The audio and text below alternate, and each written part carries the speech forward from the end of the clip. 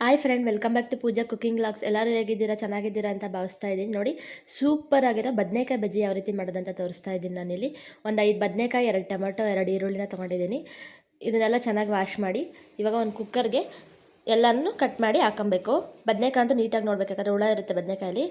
1 spoon ಜೀರಿಗೆ, ಸ್ವಲ್ಪ ಉಪ್ಪು, ಒಂದು 4 ಹಸಿಮೆಣ್ಸಿನ್ಕಾಯಿ ಹಾಕಿ ಒಂದು ಸ್ವಲ್ಪ ಬೇವಷ್ಟು ನೀರು ಹಾಕಿ ಚೆನ್ನಾಗಿ ಒಂದು 3-4 ವಿಸಿಲ್ನ ಕುಗ್ಗಿಸ್ಕೊಬೇಕು. ಯಾರಿಗೆಲ್ಲ ಬಾಯಿ ಸಪ್ಪೆ ಸಪ್ಪೆ ಅನ್ನಿಸ್ತಾ ಇರುತ್ತೆ ಮತ್ತು ಬಾಯಿ ರುಚಿಸೋದಿಲ್ಲ ಅಂತ ಟೈಮಲ್ಲಿ ರೊಟ್ಟಿಗೆ ಮಾತ್ರ ಇದು ಒಂದು ಸೂಪರ್ ಕಾಂಬಿನೇಷನು. ಮತ್ತು ಮುದ್ದೆಗೆ ಸೈಡ್ಸ್ ಆಗೂ ತಿನ್ಬೋದು. ಇದಕ್ಕೆ ಸ್ವಲ್ಪ ಹಸಿ ಈರುಳ್ಳಿನ ಹೆಚ್ಚಾಕಿ ಮತ್ತು ಒಗ್ಗರಣೆಗೂ ಸ್ವಲ್ಪ ಈರುಳ್ಳಿ ಹಾಕಿದ್ರೆ ತುಂಬಾ ಟೇಸ್ಟಾಗಿರುತ್ತೆ. ಮಾತ್ರ ನೋಡಿ, ಇದೆಲ್ಲ ಬಿಸಿ ಆರಿದ್ಮೇಲೆ ಇದಕ್ಕೊಂದು ಸ್ವಲ್ಪ ತೆಂಗಿನಕಾಯಿ, ಸ್ವಲ್ಪ ಕೊತ್ತಂಬರಿ, ಇನ್ನೊಂದು ಸ್ಪೂನ್ ಜೀರಿಗೆ ಆ್ಯಡ್ ಮಾಡ್ಕೊಂಡು ಫಸ್ಟು ತರಿಯಾಗಿ ರುಬ್ಕೊಬೇಕು. ಆಮೇಲೆ ಇದೇನು ಬೇಯಿಸ್ಕೊಂಡಿರ್ತೀವಿ ಅದನ್ನು ಹಾಕ್ಕೊಂಡು ಚೆನ್ನಾಗಿ ಮಿಕ್ಸ್ ಮಾಡ್ಕೊಬೇಕು.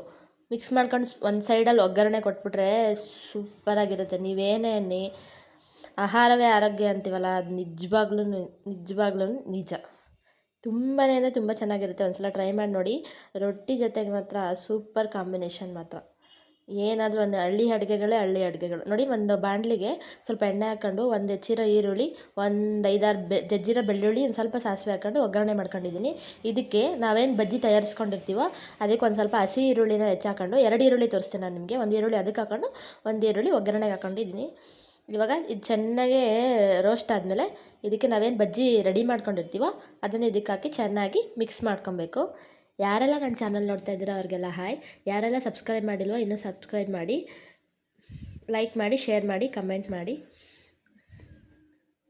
ನೋಡಿ, ಹೊಸ ಹೊಸ ಅಡುಗೆಗಳು ಮಾಡಬೇಕಂದ್ರೆ ನೀವೇ ಇನ್ಸ್ಪಿರೇಷನು. ನೋಡ್ತೀರಾ, ಲೈಕ್ ಮಾಡಲ್ಲ. ಪ್ಲೀಸ್ ಲೈಕ್ ಮಾಡಿ. ನೋಡಿ, ಈ ಥರ ರೆಡಿಯಾಗಿದೆ. ಇದನ್ನು ಹಾಕಿ ಚೆನ್ನಾಗಿ ತಿರುಗಿಸಿ ಒಂದೇ ಒಂದು ಕುದಿ ಬಂದರೆ ಸಾಕು. ಸೂಪರಾಗಿರೋ ಬದನೇಕಾಯಿ ಬಜ್ಜಿ ರೆಡಿ.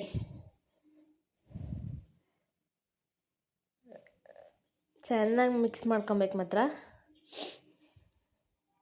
ನೋಡಿ, ಹಸಿ ಈರುಳ್ಳಿನ ಹಾಕಿದ್ದೀನಿ, ಒಂದು ಹೆಚ್ಕೊಂಡು ಒಗ್ಗರಣೆಗೆ ಈರುಳ್ಳಿನೂ ಹಾಕಿದ್ದೀನಿ. ನನ್ನ ವೀಡಿಯೋಗಳು ಯಾರೆಲ್ಲ ಅವ್ರಿಗೆಲ್ಲ ಥ್ಯಾಂಕ್ ಯು ಸೋ ಮಚ್. ಹೀಗೆ ಸಪೋರ್ಟ್ ಮಾಡ್ತಾಯಿರಿ ಅಂತ ಕೇಳ್ಕೊತಾ ಇದ್ದೀನಿ. ನೋಡಿ, ನಿಮ್ಮ ಸಪೋರ್ಟ್, ನಿಮ್ಮ ಆಶೀರ್ವಾದ ಯಾವಾಗಲೂ ನನ್ನ ಮೇಲೆ ಇರಬೇಕು. ಇದು ಚೆನ್ನಾಗಿ ಮಿಕ್ಸ್ ಆದಮೇಲೆ ಆಫ್ ಮಾಡಿಬಿಡ್ಬೇಕು. ಕೊತ್ತಂಬರಿ ಆವಾಗೇ ಆ್ಯಡ್ ಮಾಡ್ಕೊಂಡಿರೋದ್ರಿಂದ ಬೇಕಾದ್ರೆ ಗಾರ್ನಿಷಿಂಗ್ ಹಾಕ್ಕೊಳ್ಳಿ, ಇಲ್ಲಾಂದರೆ ನೋಡಿ ಈ ಥರ ಸೂಪರಾಗಿ ಬಂದಿರುತ್ತೆ.